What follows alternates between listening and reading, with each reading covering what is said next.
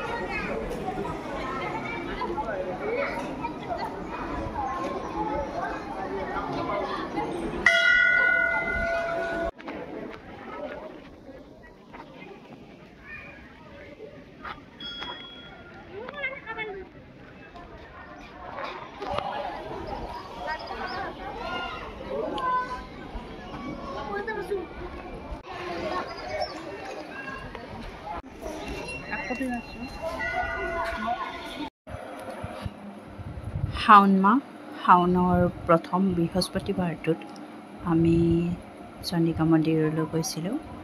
এয়া চণ্ডিকা মন্দিৰৰ গেট, আৰু চণ্ডিকা মন্দিৰৰ গেট পোৱাৰ আগতে এনেকৈ চাকি ধূপ আৰু মাক আশীৰ্বাদ ল'বলৈ, মাৰ পৰা আশীৰ্বাদ ল'বলৈ ইয়াত দোকান পোৱা যায়। তাৰ পৰা বস্তুবিলাক লোৱা হয়।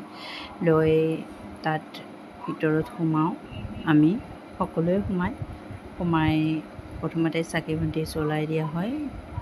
বহুতো কেইটা মন্দিৰ আছে।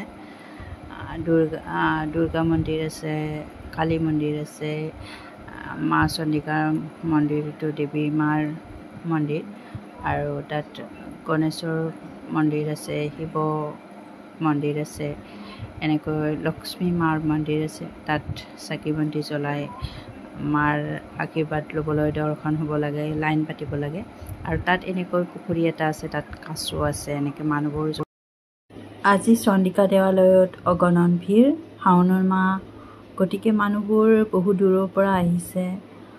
বৃহস্পতিবাৰ শাওন মাহত বিশ্বাস কৰে মানুহে, শাওন মাহত মহাদেৱ পৃথিৱীলৈ আহে আৰু মহাদেৱ এই তৎক্ষণাত সন্তুষ্ট হয়।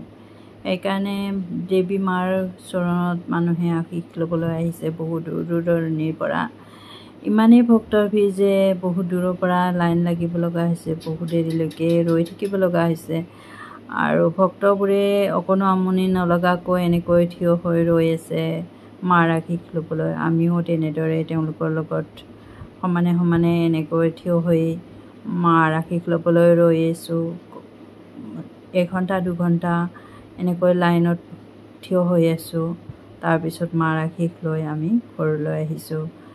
আৰু মানুহে বিশ্বাস কৰে মাৰ চৰণত যি মনেৰে সেৱা কৰে সেই আশা পূৰণ হয় বুলি মানুহে বিশ্বাস কৰে। সেইকাৰণে দেৱী মাৰ ওচৰত সকলোৱে আশীষ ল'বলৈ আহে। আপোনালোকেও